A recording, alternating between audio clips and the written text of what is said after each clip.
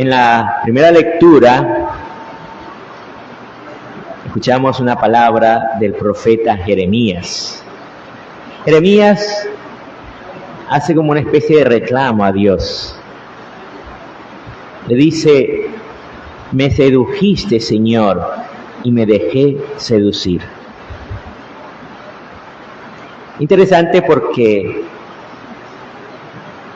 esta frase es fuerte, porque la seducción significa que te han atraído posiblemente de una manera engañosa. ¿Por qué dice esto el profeta? Porque en sus primeros tiempos de juventud le fue muy bien. Él predicaba, incluso lo llamaron en la corte para que allí proclamara la palabra de Dios y todo eso. Pero llega un momento en que hay un cambio de los reyes. Uno muere y sale otro, y este otro no es tan fiel a Dios, al Dios Yahvé, y se rodea de una corte que empiezan a burlarse de Jeremías, porque él estaba anunciando que si no se convertían vendría el destierro. Entonces se burlan de él. Fíjense que entonces, claro, él se siente mal, porque él ha querido siempre ser fiel a Dios. Se siente mal de que por ser fiel a Dios se burlen de él. Interesante porque aquí también en el Evangelio vemos una situación en la que Pedro había anunciado, ¿verdad? El domingo pasado, él había anunciado: tú eres el Mesías, tú eres el Hijo de Dios vivo. Lo había proclamado él. Y ahora, cuando Jesús está explicando en qué consiste su mesianismo, que es que Él viene a dar su vida por nosotros, viene a morir para rescatarnos de la muerte.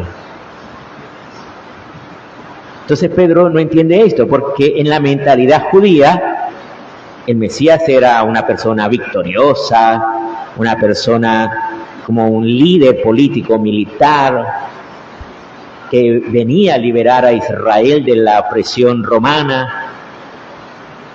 Y Jesús no viene a eso.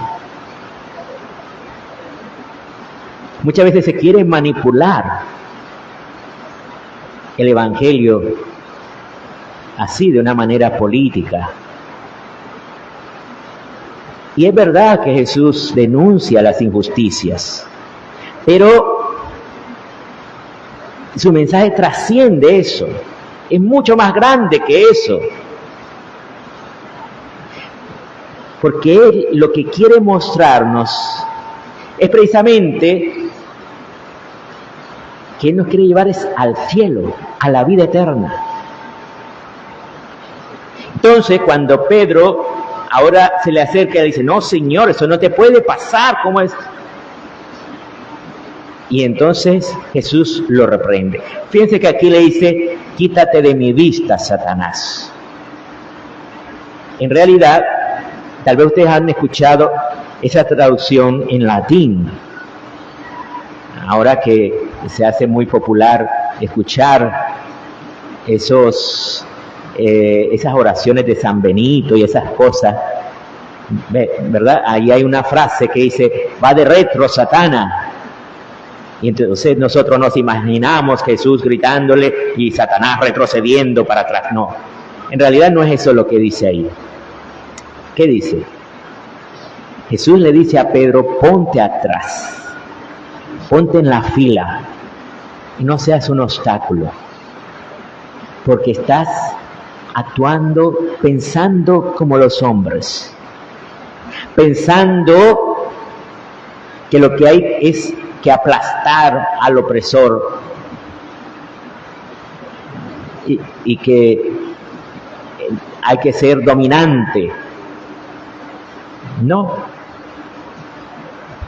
Jesús lo que viene es a mostrarnos, ¿qué cosa? El camino al cielo.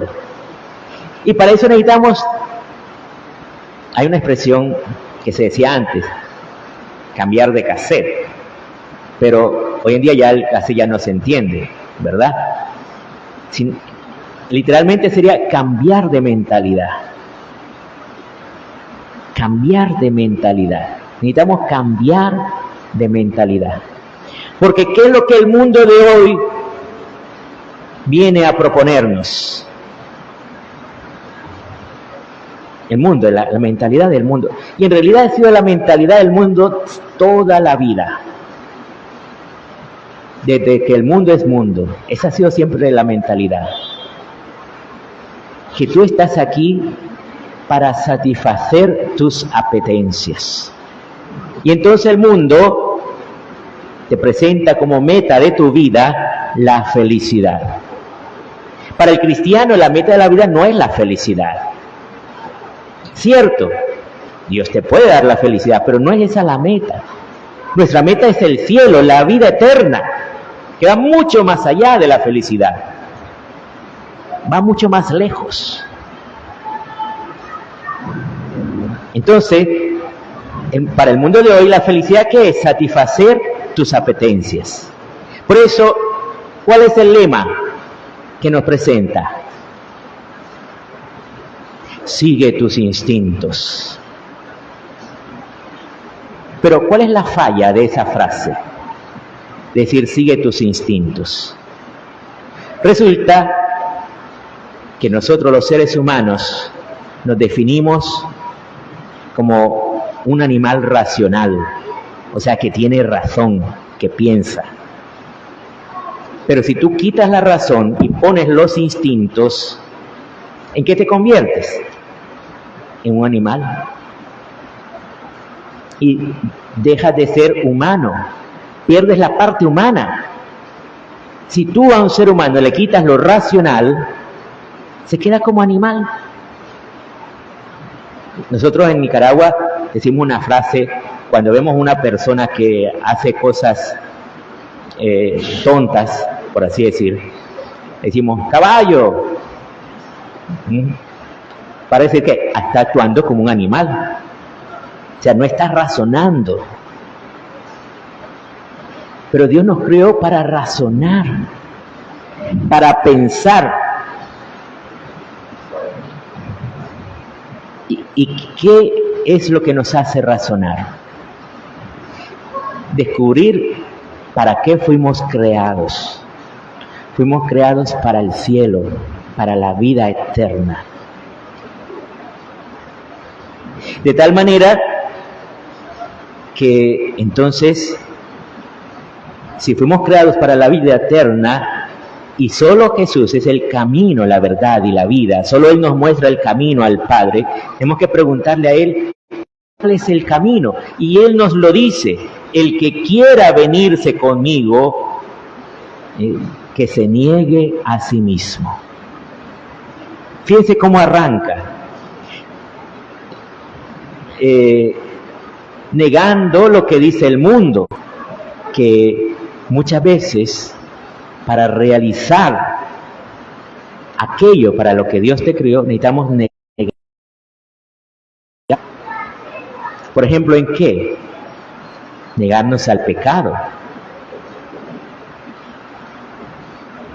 Porque satisfacer nuestras apetencias no puede ir a llevarnos al pecado. Segundo, ¿qué es cruz y qué no es cruz? La cruz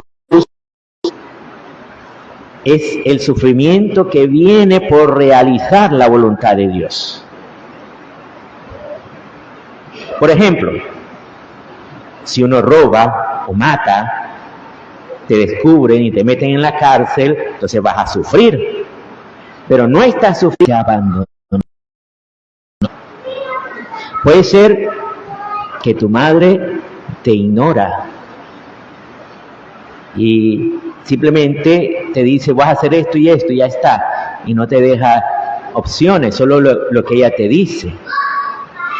Y entonces esto te enfurece, evidente. Pero si lo que te mandan es según la voluntad de Dios, ¿verdad?